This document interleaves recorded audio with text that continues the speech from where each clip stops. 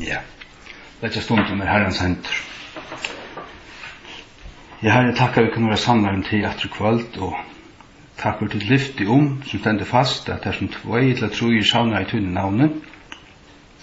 Herre, to uttøra mitt, og takk at til lov være vi og allar det alt til være alt enda, og to vilt varvåd okkun, det som to byrju i okkun vilt fullføra, så vurst som vi talde okkun til tøyn Herre, to av trofastur, tryggvar enn en brauer, og svøyker okkun ikkje.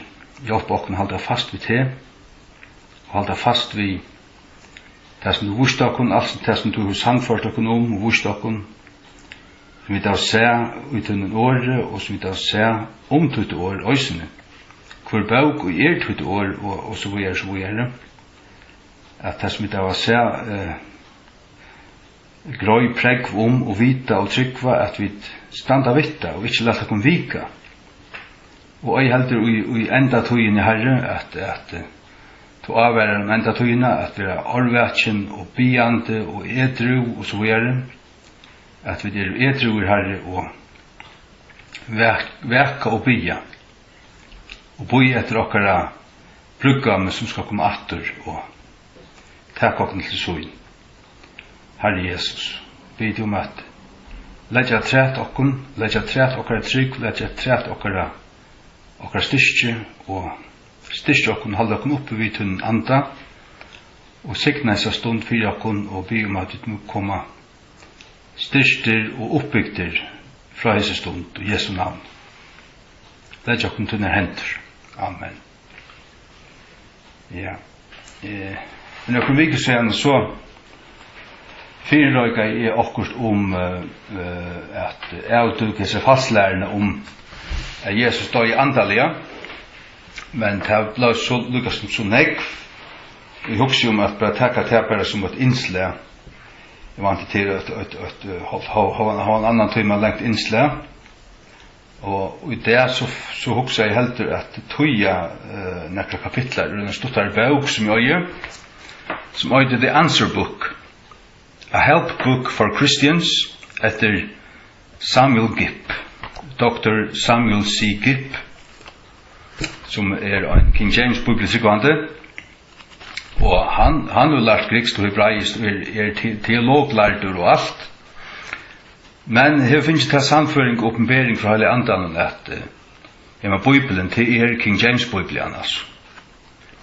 Og då, jag som säger, då upprunna malene, men vet att King James Bibeln det ändaliga produktet. Den fullkomna boken, Herrans bok. Så jag trytt, under 4-5 kapitlar ur här, den första nog så längre, så det nog stotter. Och så bara läsa det uppekvalt, så nästa som vi nå. Ja.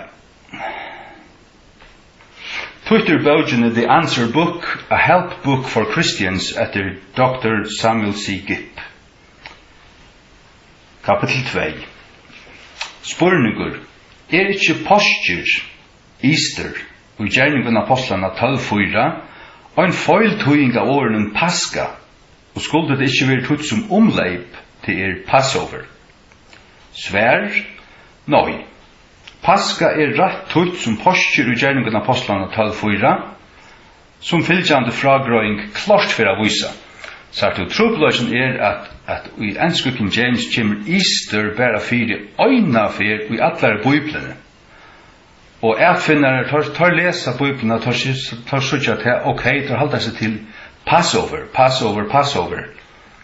Men Easter stender bare her i gjerningen apostlene 12:4, og tar halda til at tøyerne måtte haft i arvidet, eller fotler, eller annet, ja, som man sier, i arvidet til å skrive til året, hvor det men vi nærre etterkanning, så ser man til at det pura rett som det har gjort, at det øyre vil passe over alle ærestene, utan og gjerningen av apostlene 12:4, her øyre vil Easter, til å si postur, tog ja, derfor at det sutja nå i så fragrøyngene.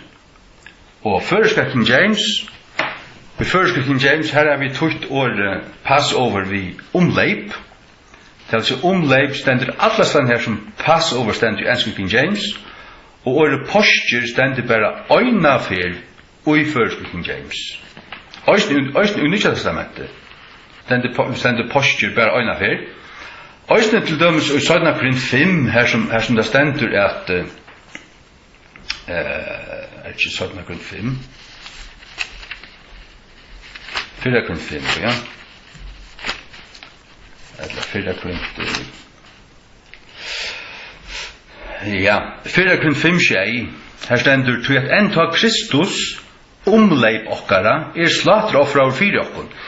Even Christ, our Passover, is sacrificed for us. Han, sagt du, og i Exodus 12, tar du sart til at Moses færa til her boi for herran, at det skulle slatra offra, og påskalam, og ruja blod, og suistavnar, og ivileggjaren. Og så skulle herren færa til i Egyptalandet, og han sa blod, og skulle han leipa til husene. Så vittnar til at klart Jesu offer, han skulle offrast, og hans blod skal størstjast av okkara hjärstu, og så tar herren ser blod, så løyper han okkon, han dømer okkon ikke til han ser blod. Det så pura grøyt. Tog Jesus okkara omleipsoffer, han ikke okkara påskalamp. Altså, det vi tøtt, og det sånn tøtt det til dem i første utgave, og første prenting av første King James. Men så har hørt det her, og sett her, og lyses av bøkene, og så ikke til at det ikke er rett. Jeg har at tøya Passover, og sette til her som testentur, og skriva posture øyna for. Her som det faktisk møynast vi tar høytene posture. Det kan det gjøre. Og derfor er det høyre nå. Vi leser. Og til jeg legger til innslag ut, så legger jeg teksten under. Kanskje av YouTube får jeg ikke lagt alle teksten under til han rettelig rikvusmykjel. Så gjør jeg bare et lunsje til søyene av min heimasøye. Så hvis jeg nekker vil lurte etter ned og fylger vi teksten noen til godt, til at så ber jeg særstu og høyre teksten til godt for å få det inn på samme måten. Så kan du truste til lunsje og fylger vi.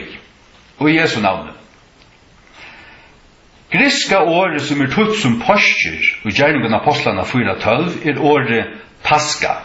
Og herfra kommer påske og posture, det kommer fra til griska året Pascha. Hette året sast 29 ferier i Nya Testamentet. Det vil si at i griska Nya Testamentet det 29 ferier skriva. 28 av de feriene det tøtt som omleip, Passover, det vil si i King James. Som tilvisning til nattena, tar herren for i Jøkken Egyptaland, og drep alle henne frumborne til Egypten. Men leip husene til hebreerne. Tar han sa blod smurt av dorastavner, og iveleggjeren. Så i Exodus 12, 12-13. Og sette således Israel i frelse, undan 400 åren i tralldom. For mange motstanderne av hotersen av at her en fullkomna biblio har gjort negv ur hese tøyingene av åren Pascha. At han vilja møyne at det feil, da. Men det det så visselig ikke. Ta det koma til året posture og i Guds autorisera av biblio, løypa tar av til og umynda seg at nå har det funnet preg at biblion ikke fullkommen. Tøy betur for okkon elskare av Guds året, så takkar der feil. Posture, som vi vita, kommer fra fotno, høytno, hatui, astarte, øysene kjent som Ishtar, uttala nastan som Easter. Easter kommer faktisk fra Ishtar. Det en gommel fotno hatui. Henta hatui hever alltid vært hilden sant og i aprilmanai, sagt ut, sant i aprilmanai. Omleibe var mitt i aprilmanai. Det er ikke samme hatui, men året Easter og posture til bare langt ur griskon til å dekka det. Hon var og i sånn opprunalige forme og en fagnan av endurnudjan gjerrarinnar etter vetrartøyina. Hatøyen uirokna i en fagnan av nøring, altså reformering.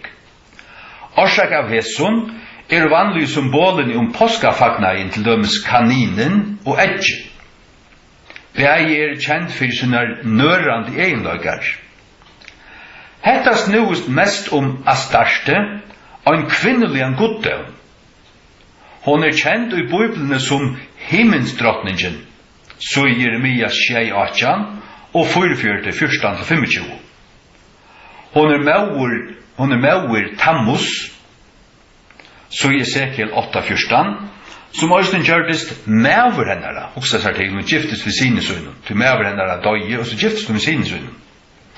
Hese pervertera av ritualer funnet sted solaris påskamorgon, til å si høytene påskamorgon, så i Esekiel 8:13-16. Fra tilvisningen og Jeremia og Esekiel kunne vi søtja at sånne påskenar hava omgående haft nekra samøyning ved Jesus Krist.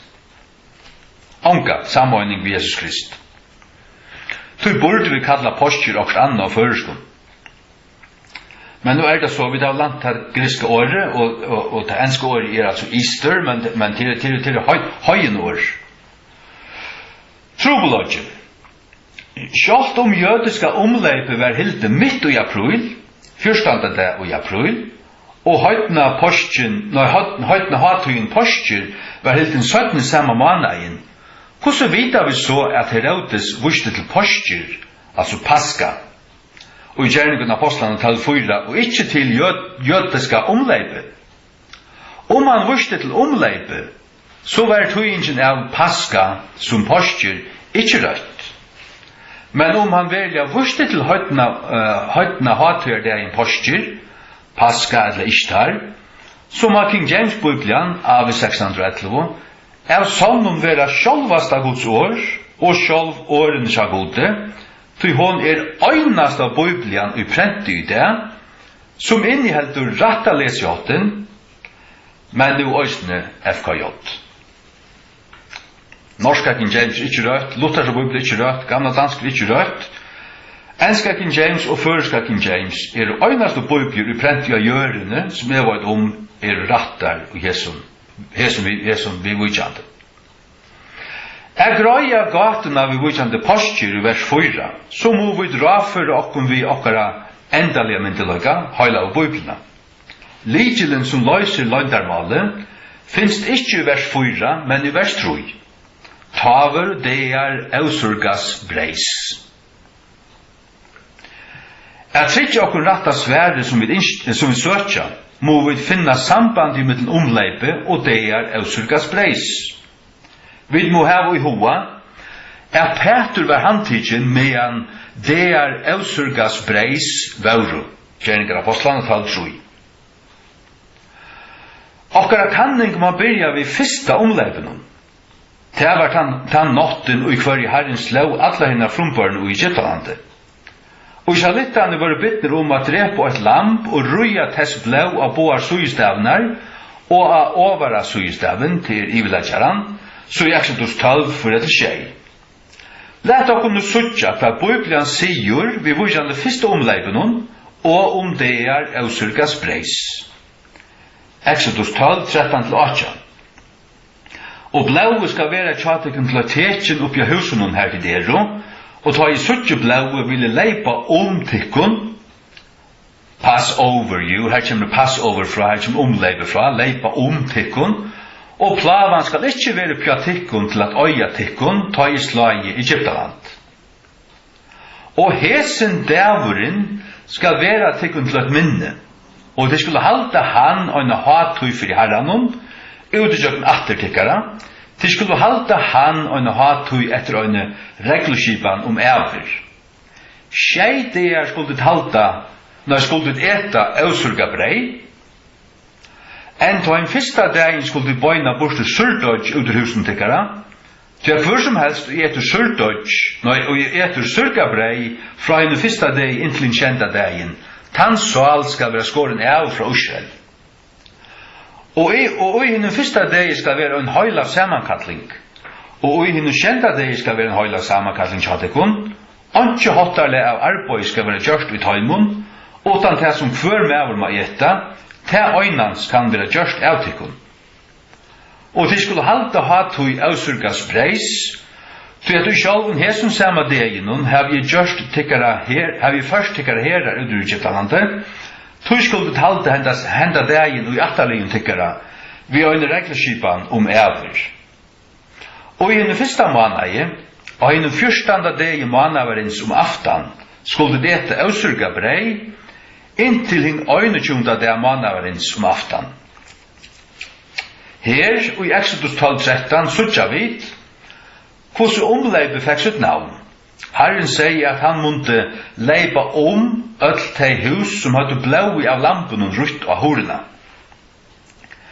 Etter omleipe, Exodus 12:17, suttja vit, at tjei deir skulle fullførast. Det er altså omleipe var i fyrsta dagen, så kommer tjei deir. Omleipe var bare i fyrsta dagen ta i det hendi at herren leip Skulle tjei deir fullførast, og i hver jødane skulle du etta avsurga brei. Hetta deir avsurgas breis. Og i vers 18 suttja vit at deirane som hetta skulle haldast, var 1. april til vi 21. april, det vil sige tjei deir, 1. til 21. Hetta troarliga haldjehald lust klarare i nummer 28, 16-18. Og i hinnun 14. deg av de fyrsta måneden omleip herrans.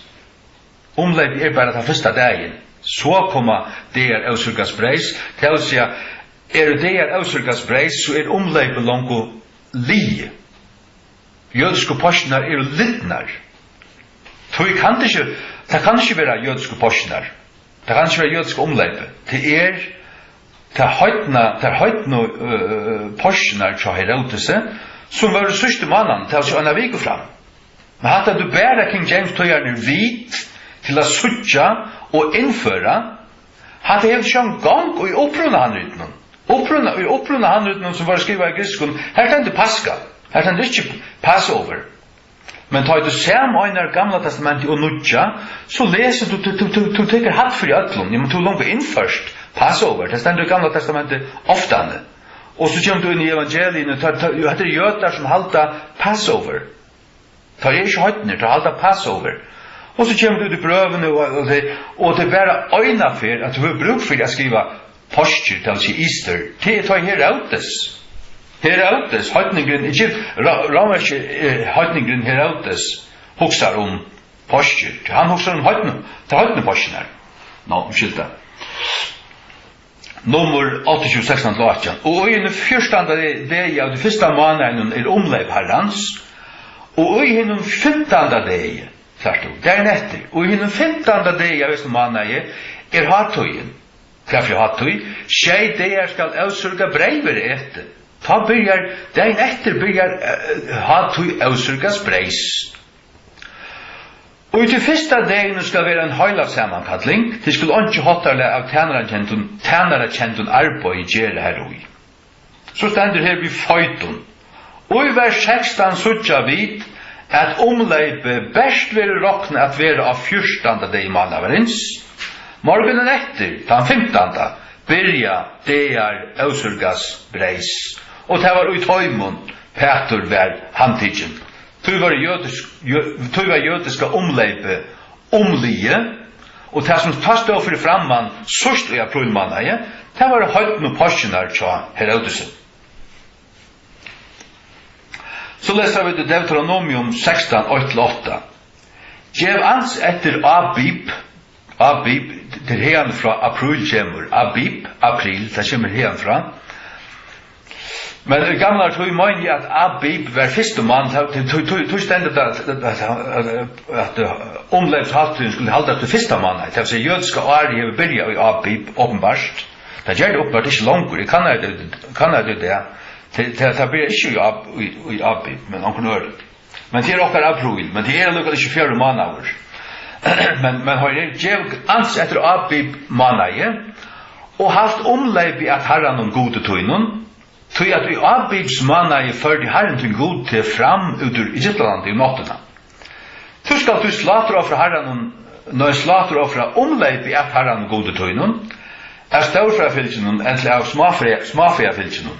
og til plasset som Herren skal velja stedsetta navnsut Du skal ikke surga brei eta av tøy, eta vitt tøy omkylda. Skjeideir skal du eta av surga brei her vi, enn ta nudar breie, til at du komst fram ut ur Egyptaland i skunde, at du måst minnast han det at du komst fram ur Egyptaland, allar det lustunds. Og det skal ikke surga brei vera sætjat her, i öllum bredda tøynun skjeideir, og jeg skal nekka ting av kjøtenen som du slater offreiers til fyrsta dagen om aftan, vera verandi alla natt inntil morgunin. Du måst ikkje slater offra omleip innanfyr nekka av porstentøynun, som Herren til Gud gjevur her. Men ut i plasset som Herren til Gud skal velja stedsetta navnsut ui, her skal du slater offra omleip om aftan, vi nyrfæring saularinnar. Vi nyrfæring saularinnar, ta saulen for nyr. Vi tøyna som du komst fram ut ur Egyptland, ta fram ut ur Egyptland om kvölde. Og du skal støyja og eta til ut i plasset som Herren til Gud skal velja, og du skal snikva om morgenen og fære et kjaldentøynum. Om morgenen natter. Til at du skulle eta det, og være her som du er ute da inntil morgenen, så skulle du fære høyn. 6 dager skal du eta av surga brei. 6 dager kan vi si fra 15. til 21. til 6 dager. Til dager av surga breis. Til 6 dager, 18 omlegge. Og a kjenta dagen skal være en hatujar saunar for Herren og gode tøynun, du skal ikke arbeid gjøre her ui. Her, og i Deuteronomion, sutja vi attur, at omleipet vil slater offra fyrstu nottena, Deuteronomion 16:8. Verstre leggja til merkes, at omleipet skulle haldast kvölde, vers 6, ikkje saularis, som jødane gjør det at det var frafallende til det tilbøy og Tammuz og himmelsdrottningene og i Esekiel 8, 13-16. Det er også med selvgoda tilbøyene gjøre. Det gjør det saularis. Og høyden og porsjoner, det er også med saularis å gjøre. Saulene. Men jødiske omleipe, det er vi kvalitet å gjøre. Til minnes om til at Herren løyde seg folk ut ur Egyptalandet. Og 17 Kronikebok 8:13 sutja vid at hatui ausurgas breis var eina tømmen trimon jødiske hatuyunun som skulle haldast året. 17 Kronikebok 8:13 enn ta etter en av som satse kvønde, offrande samsverand vi avbjøvan mause av sabbatunun og av nuimanunun og av hatujarfestunun, sutja fyrir i årenun, enn ta i hatui ausurgas breis og i vikna hatuyne og i tabernakla hatuyne. Når i en omleipe var hilden, så var det alltid åren deir ausurgas breis. Åren. Omleipe var ein der, så kom deir ausurgas breis, tar var 6 deir. Öll hatun var det 6 deir, men omleipe var fyrsta deir. Og 17 Kronikebok 30 finko onkri jøtar, som ikkje var fyrir for å halda omleipe i fyrsta måneden, til å si avbibmannaje, løyve til å halda det i øren. Men det at hølene var det så mot helsia fra 14. til 21. 17. Kronikebok 30, 15 og 21 sier, så drev på tar omleip i 81. dagen av ørenvaneinom, og prestene og levittene skammavust og halka av seg sjálvar, og førte inn brenneoffrene inn i hus herrens. Og bøden Israel, som var kjastader i Jerusalem, hilt og hatt i ausurgas breis, og skjeideir, vi miklar glei, her stender skjeideir til at første dævren var jo, omleivs hatujen. Men all hatujen var det skjeideir. Og levittene og prestene prysa av herren om det, sinjan vi høren ljøvføren et herren. Og Esra 6, 19-22, og bøten fengaskapsins hilt og omleipi og på hin 14. dagens fyrsta manna var, og hilt og hatujene av avsurgaven brei skjeideir ved glede. Til at Herren hei gjørst har frøyfotlar, og vent hjarta kongsins av Assyrio et taimon, til a styrkja tar hendur i arbeid i husar gods, Israels gods. Vi sutja fra a studera hva Bibelen hever a sia vi vujant hesson malevne, at ræfyljan ut hingunun som fylgjande.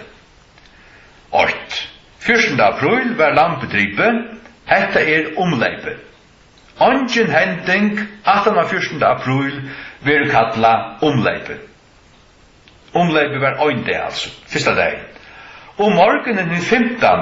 byrja deir ausurgas breis, òsne kjent som hatui ausurgas breis.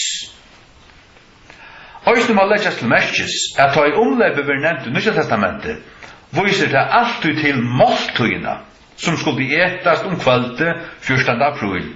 Ikke til alla vikuna. Det som brukast alla vikuna til det ausørgas preis. Men hvis du i døven ausørgas preis, så omleipet langt omlige, til det bare fyrsta dagen. Det ausørgas preis vil angan til omtala som omleipet. Minnast må til at angel herrans føregjøkken i Egyptlands i øyne nått ikke skjei nættur a rea, sørst du. Han gjør det til i øyne nått, tog etter der omleips lampe øyne der, og så han etter der ausyrka brei, det han 18 nå. Lett okkur nu hitje at gjerningen apostlarna 12:13-4. Og jeg tog at han sa at han tokna i jødunnen, før han langur fram at teka Petur øysene. Så stender i klambrun, taver det ausyrgas breis. Og ta han i handtidje han, sette han i fangsel, og gav han iver til fyra manna vakter av herremånen at vakta han, atlandi etter postjer, fører han fram til falskje, sørst du, postjer. Vi til at postjer stender bare øyna for King James Bibelene, så hatta ter høyt no postjernar, og til var det som det var, Herodes måtte ikke vi jødana postjer, som måtte omleipe, han måtte vi sønner egno høyt no romersko postjer, som måtte vi Ishtar og Astarte agera. Tog King James Bibelen og føreska King James ter øynastå, som rattar av gjørende, og ter bedre enn opprunde handritene, teker av livet. Hatta tåler det slett ikke høyre, da var det enn opprunde handritene, hva heldet du den ved? Jeg hadde ikke vært nekst helst, jeg var bare til, det er sannløyt. Og at her kommer ikke ljøs for en gamle testament og nødja testament kommer sammen, og alt skal tøyast. Så sørst du at her. Men det er sørst du bare hvis du vil vite på atlandet. Det er ikke alt som er det. Jeg sier ikke at jeg må vite på atlandet enn andre, men jeg er ikke god til for den. Og at kunne få vite på atlandet til å hjertet ikke. Hvis hjertet ikke er rett, så er det ikke vite på atlandet. Du visdom og byrjan til visdom alt for herren. Helt du ikke alt for herren, så er det helt noe visdom. Og at alt for herren til at alt stanser år. Amen. Amen, amen. Vers 3 viser at Petur var handtidgen under døvun ausyrgas breis. Det 15. til 21. april. Bibelen sier, taver det ausyrgas breis. Omleipe, som alltid var 14. april, var langt å komme og færre. Herodes kunne av møvelig haft mønt vi omleipe i sin framsøk vi kjente påsken. Næsta omleipe var et høyt år bortere. Men høytna hatøyen postjer, som òsne i du paska, trobeløsjen at av griskun hever du bare året paska. Sagt du. Og opprunali dette høytna grisku postjer her. Men tar brukte det året i òsne i griskun handritun. Men hette altså preg om det at en tøying kan være bedre enn opprunna handritene. Og bedre enn opprunna malene. Hoksa der til. Hvis her løyde. Og det har han gjort. Han vel løyt King James tøyerner. Fram allar ærer og gjør. Det er gode brukter. Men høytna har tøyen postjer, paska, var bare nekka få av det bostere. Sørste i aprilmannar. Ta var tannhatøyen. Hun var alltid sørste i aprilmannar. Minst til at Herodes var en høyen ramverje som tilber himmelsdrottningene av største. Han var ikke en jøte. Han anga grunn til å halde omleipe. Sommer kunne tala fyrir at han ville boja inntil etter omleipe av økta for at øsa jødene. Men hva omleipe er langt å være? Men det jo tvær rævlige feiler og hesten hoksna hatte. For det første så var Peter ikke langt råkna av som jøde. Altså av jødene selv, han var vel en kristen. Og jødene forfylte kristne. Hvordan farseerne og høysprestene og det. Han frasagt jødadommen. Jødene hadde her anga grunn til at øsast av djeren Herodes her. Det var bare glede om at han tok Peter. For det neste, så kunde han ikke haft boja inntil etter omleipe. Så han helst at jødene ikke ville drepa nekka mann under øyne troarligere i hatøy. Tar drøv på Jesus under omleipen, Matteus 26, 16 og 19, tar var øyne spenter av Herodes drap av Jakob, han domta vel. Øyne kvar void at et øst herskali hever særligt møt til å fremge herskap under troarligen hatøyen, ikke etter det her. Tar vi vågjere omhugsa støv Herodes som ramverger, så må vi minnes til at Herodesaner var fløyre, det var fløyre som ikke Herodes. Herodesaner var velkjenter for å feire hatøyer. Til dem som Matteus 14, 6-11. Ta døtter Herodias dansa, og han spurte hva vil du gjøre, men det gjør der alt det at helmen gjør kongadønnen, og hun byr høver Johannes Døybarans. Det var en Herodes. Ja, så Matteus 14 sutja vid at Herodes var enta viljur at drepa en godsmann under øynene av sin hatyrhalton. Det er grunnleggjande er sutja at Herodes og gjernevinn apostlarna 12 langt og hei han tidsi Petur under døven av Ausurgas breis som etter omleipe. Det vil si jødsko postene var langt farnar. Så hei da ikke vil jødsko postene gjøre. Det er høytne postene han tog seg om. Det Ausurgas breis enda av 21. april. Stått etter det kom Herodes hatøyarhalt av høytne påskonen. Jeg vet at det er nok så tungt evne til elsker deg av postjer. Hva snakker du om postjer? Du må skilja til denne høytnar postjer og denne kristna postjer. Vi burde ikke kalla postjer for postjer, det burde ikke omleide. Hvor vet man skjønne på kjemur? Samagjer. Men ja, jeg var ikke Samagjer, ja, whatever. Herodes har ikke dripet Peter under døven. Herodes har ikke dripet Peter under døven Ausurgas breis, einfaldlig av tog at han ville boja til etter postjer. Ja, for jeg postjer tog seg om.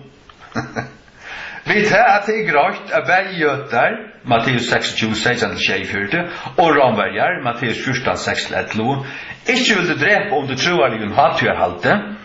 Tidligst møyningen til Herodes at han var verre, at han ikke ville lete jødene i Atlans stortlagan. Han ville drepe han fyrla 17, men han ville gøyme han inntil søgnar postjer, der høytene, 1. april. Han får at boja til hans egna høytene hatøy kom, og sutja til tess at Peter døg midt i ødlen tøy stortlagan. Så er sutja vid at det var Guds forsjøn som fikk tøy ansvilt og tøyarnar av akkara King James Biblio til rett at tøya paska som postjer, og til året stendur av røttum bæra her og i allare biblene. Hoksa der til, bæra øyna fer. Og det rett. Og det bæra tår som jeg hadde forstand på det. Og at finna en forstand på det. Vi vet ikke hva det er så omgang. Skuldbytter. Simpelthen skuldbytter. Det sier vi så nek var noe i hjertan som er ferdig djeva til på. Som ikke vil innskysse sannlagan. For det høyra. Her er det hva gjørst du. Skammelig. Det er vurst i holdt vurst ikke til jødiske omleipe. Ja, at brøyt til omleip hei veri at ørskimla lesaran, jeg mangler et mitt her, jeg har annars rattlig det, at ørskimla lesaran, og gjør sannløkan støvuna av grøyan. Halleluja. Vi leser vi her. Hatt det var godt å vite, hatt det har vi ofte, jeg har åtte seg bøtjene siden 2014, jeg fikk henne fra onker som jeg kom i kontakt med ut av neten, og vi skriver oss alt fram, jeg møtte jo en av YouTube bare som øker chat her under en video, og han sendte meg en rikva bøkken. Ja, så at, ja, det var 2014. Vi får av her, her er kapittel 3 i Sørbaugen. Her er en kosnekver. Her er og høyler 32 kapitlar ut bøkene, det bara 130 lenk. Alltså första kapitlet med nu har lyset det var gott nog han långste. Tar fylkjande halvstutter. Spurningur, jeg har vi hørt at King James var en sodomittur. Det satt? Svær? Nøy. Fragrøying. James kongur fyrsti av Englande, som autoriserar i tøyingene av kjente King James-bibelene, var hilden vera hin beste, ikke hin beste kongur som England nekran tog hever haft. Og han var tryggvande. Tog var han sånn hættar og utspilte var stod. Djevelen hættar han, og han hættar han enn. Og i Jakob som vysdom og sutt medvise, samøyndi han tar krutjande atarblottanar i Skottlandet til øyna samøynda tjau, og søyan samøyndi han England og Skottland til å mynda grunnleggingen av tøy som var kjent som bretska heimsvelde. Og det var under King James at bretska Union Jack flagget var gjørst. Så at enska flagget rett ved en kvitum klosse mitt ui, skotska flagget blått ved en kvitum ekse. Og så var det flaggene samøynt om man ukort anna, og gjørst at lysten til vekkar, og her kom Union Jack flagget. Det var under King James, og 1600-tallet. Og i øyne tog her øynans kyrkjunar i England hadde bøyblen av enskund, var tråanen til James Konge at han møyne av folk skulle hava bøyblene i håndene av tåra egna male. Og så løs var det at i 1603 råpa i James Konge 4 av mest lærde månen og i søvende saman av fullføre dette mikkel arbeid. Og i øyne tog her hansens løyere yngstu at halda sånne undersåttar i antligere avvidan, bjauа i James Kongur sunnen undersåtten, største gavu som han kunde gjeva tøymon, tarra egna øyntak av Guds åre av enskun. Og det var det første som han gjørte. Han var akkurat blivit kongur i Bretlandet i 1603, og det første som hender til det at han sitter så 4 menn gongt. James, som dotte flautant latin, grekst og franskt, og var lærd i italskun og spanskun, skriva i enta en traktat som var kalla Møtløykur møte tobakki, som var skriva for å hjelpa til å bæsa nuslene av tobakki i England. Og en slukur mævur måtte visselig få sånne futjendar. Og en slukur mævur, Anthony Weldon, måtte køyrast ur hirene til kongen, av næresligur, så kongen køyrde han ur hirene.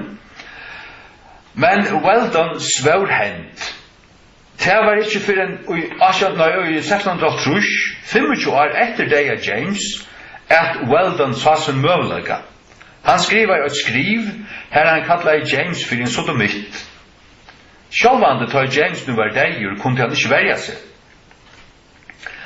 Vi tar at enn var nå mykje av folk av løyve som visste at dette ikke var satt, var skrivet ut av ståre og høyla, det stod det høyla seg bortifra. Og i verdagen var det sovant i mange år, inntil for nudjon, tar jeg til å grive opp av kristnon, som vevna at vi at møvelige kunne spittla James Kong ut, så kunne de bletta bøyblene som ber hans navn. Så at kristen hadde vendt bortifra Guds bøk til en av møyra nøytøyar tøying. Tau teikist det som at falska fragrøyingen til Weldon størst seg ikke være tidsin for fullt av brauparten av kristendommen, undan tidsin av tøymen som hava duldar atlander, så som Weldon sjálfur løsni hei. Her kan også nevnast at romerska katolska kyrkjan var så sjuk etter at halda sånne bøyklina bortere ur hånden og engstælande falskjennom, at hun rønte at drepa James Kong og alt parlamentet i 1605. Og i november i 1605 var en romersk katolikker nevnt Guy Fawkes under løslo av en jesuitskum preste som nevntest Henry Garnett funnet ut kjattlaran i parlamentet og vi 36 tonner av krute som han atlega bruka til å spranja James Kong og alt parlamentet i luften av vi i 15. november. Etter at jeg var dripet Kong, atla og tør at fenga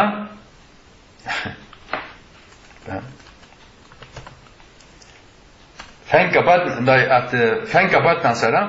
Det fångsla. Fångsla på, ja.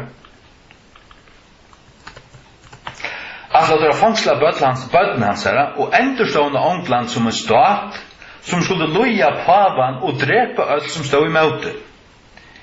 Ikke nøyt å si det, men fullkomna enska Bibelen hei høyt vurst veri åtte av atla av offrenum.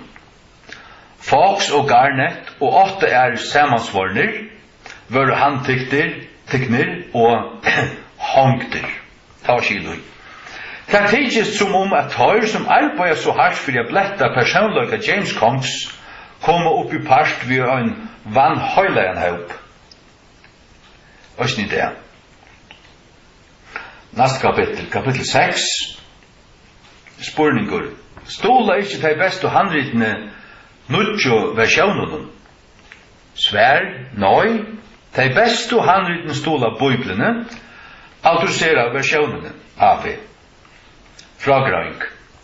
De nudjo versjoner stolajar av omlai 5 av tøymon over 500 handritenun av bibliotekstenun.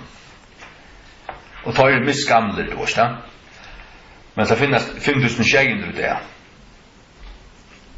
Handrit. Finnarar av Bibelen i hevda at de handritene som nudjo versjoner bygdar av betre enn de som tøyarnir av King James, tøyarnir av autorisera versjoner brukto, men hette ikkje rett. Tvei til mest framtrappande av hesson, Vatikanus, som åkten til romersk-katolske kyrkjene, og Sinaiticus, begge kjent for å være iversvåmen ved feilen. Sagt verur at Sinaiticus har vært ratta og brøtt, ikke minnig enn tutsjo som skrivaren. Og i Vatikanus finnes preg sera slappt arbeid. Fer etter fer år og høyde setningar endurteaching først etter år rundt, eller fullkomlig utlæten. Allur teksturen hever vært rongtur av omkring personer eller personen, som fører iver kvann bøkstav via en penne, og hava hervid gjort skilgrøyningen av bøkstavnen av møvelige.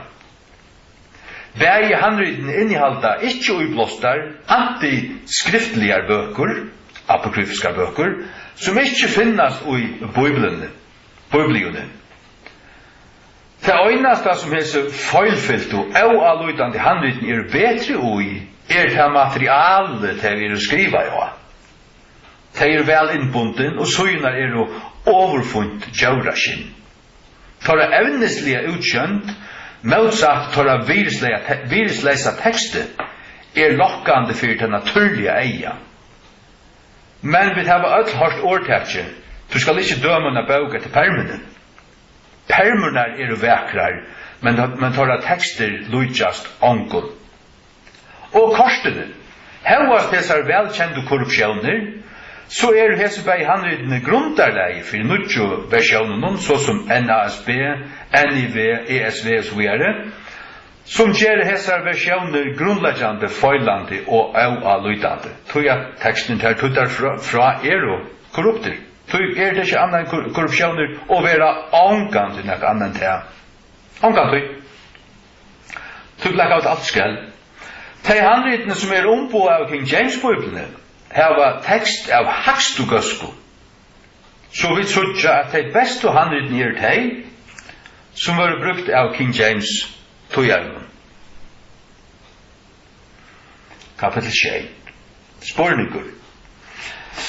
Det finst ein fullkommen bibli av enskun, må det så ikke øyne være ein fullkommen bibli av franskun, tyskun, japanskun og så framvegis. Svær, nøy. God hever alltid givet sitt år til eit folk av øynenmale for at utføre eit endamal omvende heimen.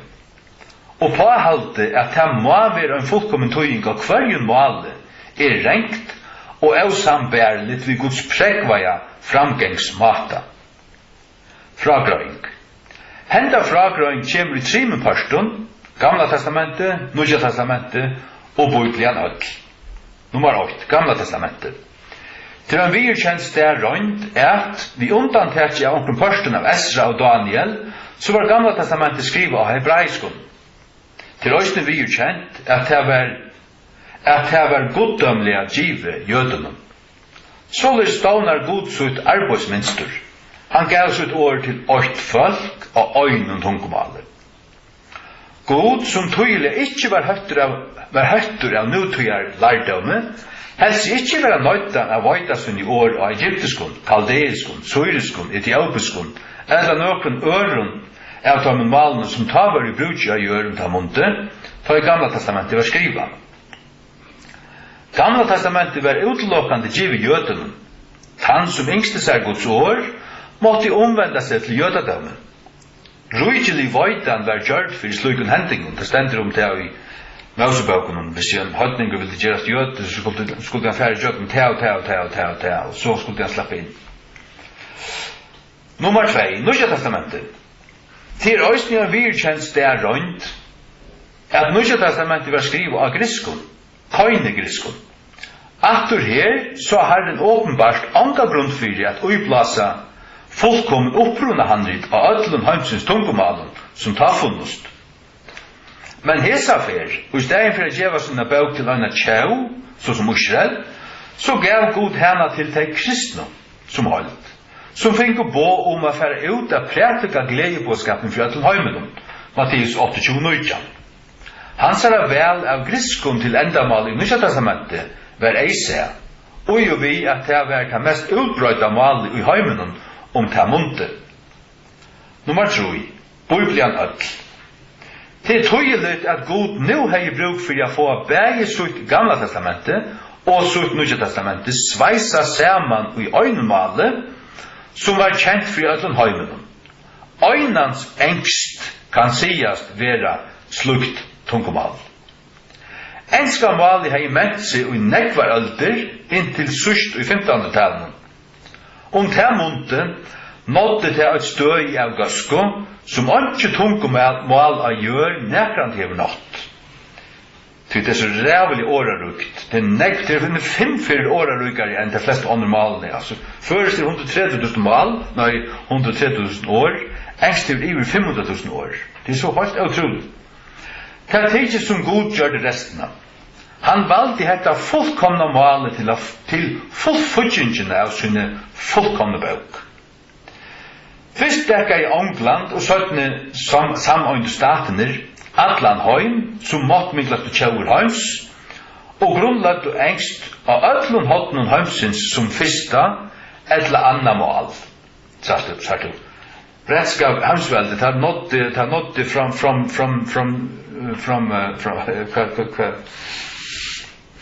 runt vad har alltså så sett angående i bretska heimsveldet tan tuta vær. Inntil det ikke var signa av jødene, så førder ny nakka, noen tar koma angående opp at. Altså, det hendte at det første hansbar det. Tar god for jødene heim, og tar ikke stolat, ikke var signa av der, var de svik og der, så enda i bretska hansveldet. Så god for å ha i halt vi okkur anna. Og til han er nu, han forsøkta for å ordentlig i halt vi jødene. Og det er mot tjauer som ikke tog seg engst, enn læra sine borgare engst. Enn tar tjauer som er illvillige i møte Vesterheimen, så som Russland og Reia-Kina, må læra sitt handelsfolk og sitt hernavarfolk at tåsa og skrive engst, for vi vil kunne samskifta i heimen. Således verda er så god i at velja engst er samøyna bæg testamentet søyne ui, så valgte han til øyneste målet som alle heimeren for at kjenne.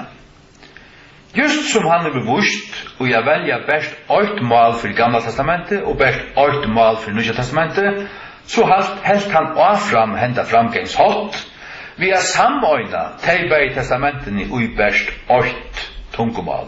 Her du en enska King James, pjuskelete, grikstilla, breistilla, bare droppa alt svansi her. Du hever Guds ord. Og først King James, hon arbeids så fram i møte bliva. Og en først endurgjeving av til teksten. Hva anna kunne vi vant okkur. Men let okkur ikke gløyma til sannrøynt. Det skal vekk her til sannrøynt. Saman vi at velja enska måle, så har vi god givet okkom bo at utføra boanene av gledebådskapen.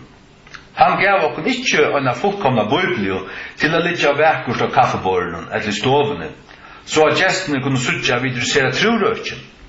Han gav okkom ikkje sånne bøk, så okkom pressa fyrst og blaumene vi finko fra okkara understå, eller okkara understa, eller at halte en familieskra ui. Han gav okkom henne at lesa. Og jeg stinker okkom under armen og boa for avvendte heimen og gledes tøyenden om Jesu rindan for okkara synder. Lad dem okkom trolig at gjøre det. Ja. Ok, vi leser. Kapittel 14. Spurningur, hevda og tøyarnir av autorisera versjonen at tøy var uiblåster av gode, svær, nøy.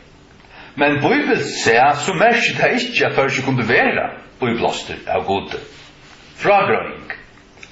Mennene i tøyingarnevnden av King James Bibelen i Vauro, utan anmelding, tar mest lært av syne tøy, eller usyne tøy, tar mest lært av syne tøy, og dittjelige egnar til det arbeid som tar fører under. Tar fører som holdt utgjør det bægbøklige av sunne vojuvitan, men òsne antlige egnar av sunne hotlo lufsfarslo. Tar av middelen var menn som akademisk tog en måned frui og brukte tøyene at lære seg et nytt mål. Skriv av persiska årabøk, oppfunnet særlige støttfrøyelige strikefjøl. Ein var arkitektur, en annar ein hei rei og esturlenskun, altså esturlenskun, ikkje mi esturlenskun, men fjær esturlenskun malun, tar tjekkaust allment av griskun, lærdu Elisabeth drottning grikst og støttfrøy. Ein torra var sagt, hebraist hei han og i fingrun, han tog altså hebraist så vel som aståst. Fløy at de kunne gå tåsa køynegrikst sunna middelen. Det kan håndjen det. Men høvu kunnløyge kan være en banning han ikke være jaunviaver vi en brennande godrøknum hjärsta. Da hevde du alltid høytunum, men ikke ved hjärsta på plass. Så det ikke gautigjen av god. Og hesen økje, til antlige økjennom, var det tar lengt framafyrir mengar som i det vifta vi sin lærdømme, men som tar dumpa tar det kommer til en praktiskan, personligan vittnesbord. Hesen hauperen var signa av vi mannen, som var kjenter fyrir sitt vannlete og donaskap og tjekkast vi og omvenda romersk katolikkar til Krist. Tar nemlig slett ikke sannkristne romersk katolikkar, står i hauperen av tøy, og blir han av sånne omvendt, så slipper han seg ut ur tøy lorstenum. Til lorstenum. Sjåan sier han til. Som er paven som er antikrist at det er, og fastlærer ut i åttoek, at det kan han ikke sanne kristen gautekka, iver høvisk. Reformatørene var alle katolikker, han ble fleste. Hva gjør det? Tar stopp seg ut av lorstenum. Sjåan gjør det til.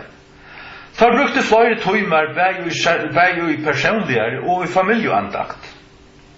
Mennesker gjør det tro på en gjerning og virka som missionsombudsmenn til Elisabeth drottning. Ein levde helt til 108 alder. Og i sånne sørste åren etter at jeg var pratikat for høylar tøymer for savna i søgnen, sier han, jeg vil ikke langt trøyta til å tolv meg. Til hvert alder savnavren øynmalt råpa i ut fyrir godsskilt halv fram. Så han helt han av fram sin opplætning av Guds året til langt der. Til var mannliga tilveran øysne torra loter, som så tøyliga åpenbæra og i tilåkningar i pistelen. Og et brått ur hånden er her, så at at har i øyne søyene vi skulle være baktalager av pavalin-personen her høymedla bostre, som tog vilja utspytla okkon, at vi har vært neiers anbo å få Guds høylega sannløyde at være mer og mer kjentans av falskjennom, hver jeg tar tro at halda i vannkun og myskre, edla av hinnar søyene, vi skulle være utspytter av sjålsinnbytlande brøren, som renner sånne rekne veier, og veida daming at ongon, utan tog som mynda av dem sjolvun, og smøye av torra anbolte. Det er altså tar stav og mannlig strøy, folk en rik på bæg av pavalion og sjolvsinnbytlande brøren, ja, men brøver, hva det er? Jeg til andre kristen, som ikke talte det som du har gjort, og vil du spille der ute, og ikke talte at her, og bla bla bla. Spilte der ut, vi sin tunken. Korstene, hevast sunnar framurskærande egenløkar, så hevda av tar aldri uiblåster. Som, under hadde gjørst det, hei det gjørst spillekludanar feknar, som prekk en hukmaujan anda. Så hadde det bare sagt at det var hukmaujer.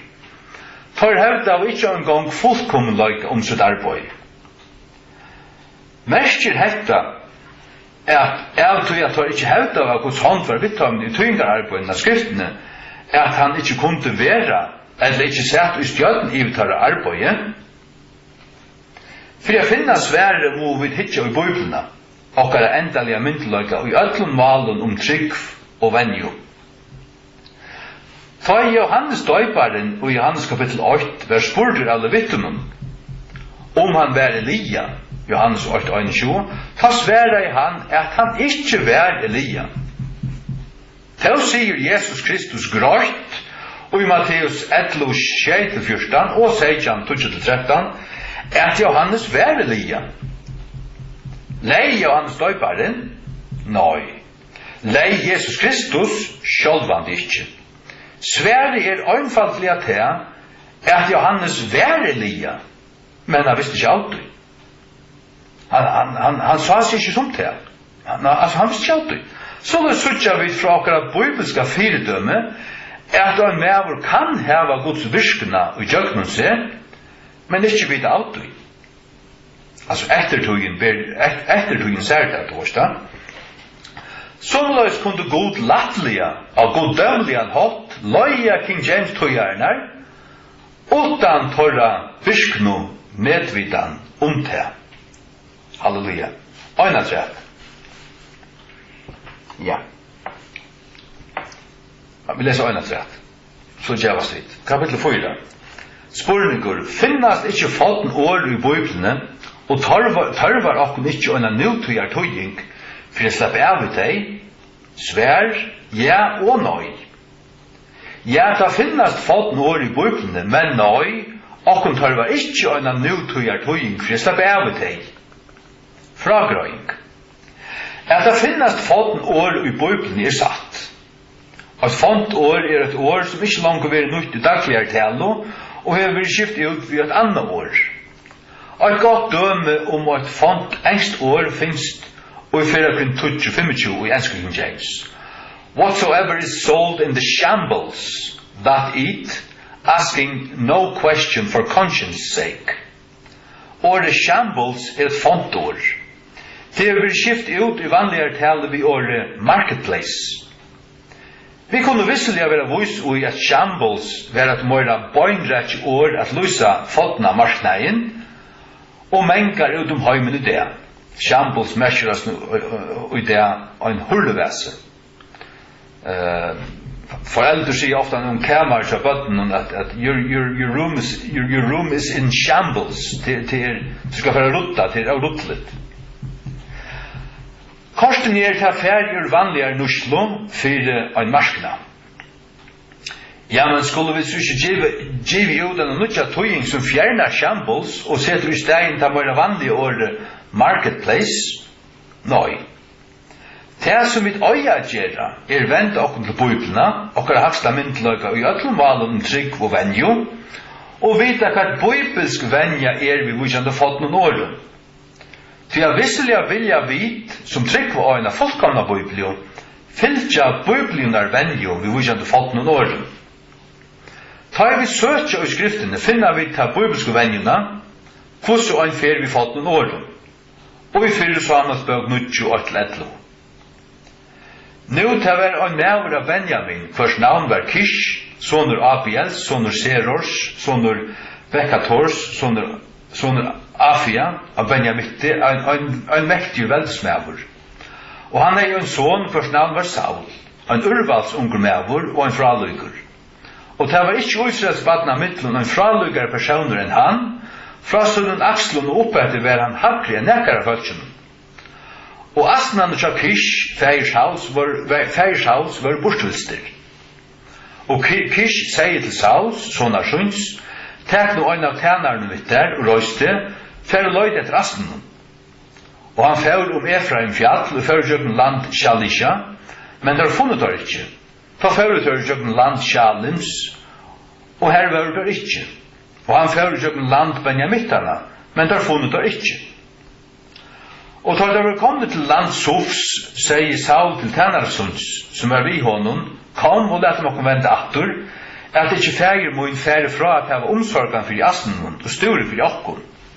Og han sier vi han, så nu til Jesu stein og en godsmævur, og han en æremykje mævur, alt som han sier ber visselig av, nu lette noen fære her, vera må at han kan søgne okkar av det, som vi skulle fære. Ta sier Saul til Tænarsunds, men om vi færre, hva skulle vi bære mannen? For brei brukt i øylaten okkara, og til ikke en gava føra til godsmannsins. Hva tæva vi? Og Tænaren sverre i Saul i atter og sier, så har vi her vi hånd fjørungsparten av en skjekli av silvere, tæva vil djeva til godsmannsins, jeg sier okkom ved okkara. Så stender i klamprun, avur fyr i Israel, ta jeg med for å fregnast av gode, svar tala i han. Kom og lett mokko færa til sudjarans. Til at han som nu er kallat av en profetur, var avur fyr kallat av en sudjare. Klampur enda. Ta seg Saul til Tænarsunds, vel sagt, kom og lett mokko færa. Så der får du at stegen og her godsmævren vær. Og som tar får du nian hedgen til stegarins, funnet tar ungar modjar, færande ut at dreia vatten, og søtte vi her, sudjaren her. Her, og i fyrstu 11 versen, og i fyrstu Samuelsbok 9, vera vi ikke øynans møtt vi øyne fått noen åre, men vi biblunar egna måte at han færa til. Vi sudja Saul og en av tænaren feirsansara, som løyd etter asnonon, som var runder, fyrir Samuelsbok 9-8-5. Torgir Eva fer hitta Samuel sudjara og bygge hjelp hansara a finne asnanar, vers 6-8. Og i vers 11 renna vi okkon ui et år som ta var våre font. Men, åren det henter, setter god klampur i fragrøynsina. Vers 9. Fyrir jeg grøy okkon fra ta fotna året. Lagt merkes at vers 9 sier at han som nu vil kalla av en profeter, til å si at profeter var han nu tøyerlige året, var avurfyr kalla av en sutjar. Sutjar var det gamle året, som ikke langt var i brudje. Så det sutjar vi at i middelen til tøy som henta hending for fram, og til tøy som hendingen var goddomlig skrasett, var året sutjar ferdig urvanligere nuslom, for jeg vil skifte ut vi profeter. Sutjar var altså nu våre font. Men, tenk nu vel i vers 11. Hver til, eller her til, fontna året til å være brukt av skriftene, 18 år. Og som der hører nian hedgen til stegarins, funnet har ungar modjar, færand ut av dreia vatten, og søtte vi til sutjaren her. Vinarlig lagt til merkes, at verset heldur fast vid det utgjengna året sutjare, det stender ikke profeteren her.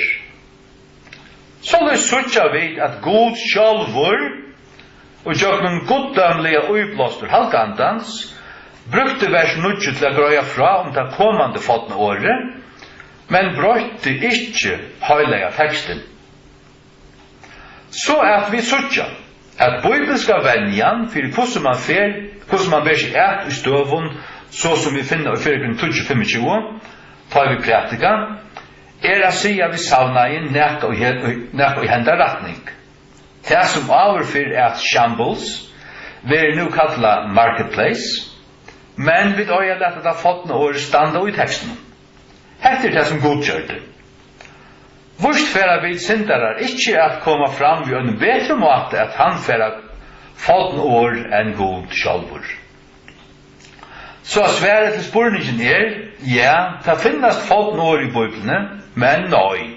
Og hun tar var ikkje en nøytøyar tøying, for jeg slipper av deg. God brøyte ikkje sånne bøk, han vil visselig ikkje at vi gjør det heldur. Kommer ikke opp alt. Ja, halleluja. Det godt at jeg leste bøkene av Jøknum for en måned siden, og prøvd Kean Jøknum, latt, og sette mest vi tar kapitlene som lukket som framurgauer, og jeg har så ikke tøyt alt enn, lengt fra tøy, her bare en 5 kapitler, men kanskje for jeg tøy av Møyra, og lese til ja, annarkost, bæra til, eller kanskje samme vi omkring. Halleluja. Takk Herre for disse stund. Takk for at du giver oss tutt høyla i år, og tøyne høyla år, tutt skurre år, Herre. Og lett oss standa fast ved det, elska det, og kjennast ved det, og også nå med arbeid stender også, inntil arbeid ved livet, Herre, at det blir til å gjøre oss kraft av nødgjøn kvann det til at gjøre et arbeid, funnpossa og gjøre utgave littna. Vi vet at enskaken James, hun som kan føreske tutt fra, den enska, hun fører en nekvar prosess, Geneva Bible og Bishops Bible og Tyndale Bibelene og bla bla bla og da kom her til så at til sjundals at føreska ikke høyt liu enn, men selv første prenting hun faktuelt rødt, så det lukket til om man skal bruke kvarsfadlet så nek som det har brukt, og særlig til og fløytale for at steder rins og alt det til øyla font og til godt til gammalt følelse man kom til. Men kanskje somme ting ui nekv, ui gjerra teksten ui tungan til kanskje leie at lattane syntur her der ui somme føren, men som et laus også her at fått år nøy til pura rett at det ui bøyblene. Og i førskullin James så en søye her fremst. Vi fått noen åren. De typiske, de fått noen åren som en vanlig leser i troblokka ved skilja. De standa her vi en fragrøring om hva det mestja.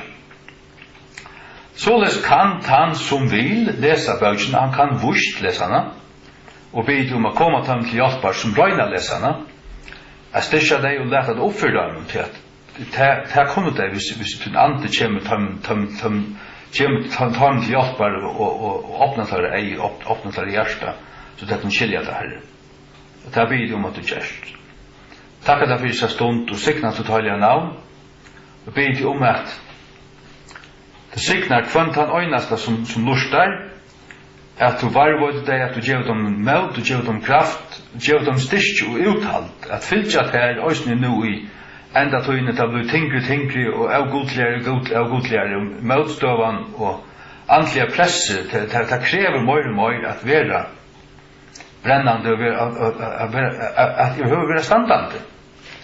Og det krever til at man dagliga må, altså nira knø og prusa til og bygge ordentlige og fylla seg vidt en åre og halda sin til at hoksa om ikke leta tankene fløyma og færa hver som helst, ikke hitje etter øynene hverjum, først jo av neten eller sjøvnvarpen, men at halda seg, at lesa kristelige bøker, og lorsta til gavn talaren, og så sannelig også lesa til år, så sannelig, og møtast vi en sikvand til Herre, og tås om til, og døyla til, bia for hver nøren, og så gjør. Jeg beder om at Herre, du heldur til folk nært her, at du varvåde til den kyrkjud, varvåde til folk, Bei heimamisjonsfolk og baptistaner og pinsar og karismatikarer og Herre, de som tøyne, de som frelst, de som virkelig frelst, at du varvåde deg, at du styrker deg, at de halter ut, ikke frasvia seg som en trygg, ikke bakka, men også halda seg sterk, halda seg brennande, og i Jesu navn. Amen. Amen.